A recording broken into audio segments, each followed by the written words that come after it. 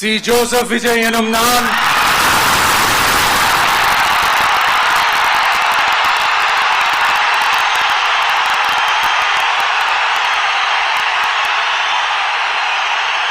சட்டப்படி அமைக்கப்பெற்ற இந்திய அரசியல் அமைப்பின்பால் உண்மையான நம்பிக்கையும் மாறா பற்றும் கொண்டிருப்பேன் என்றும் இந்திய நாட்டின் ஒப்பில்லாத முழு முதல் ஆட்சியையும் ஒருமையையும் நிலை நிறுத்துவேன் என்றும்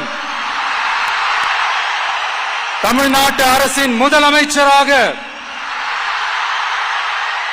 உண்மையாகவும் உளச்சான்றின்படியும் என் கடமைகளை நிறைவேற்றுவேன் என்றும்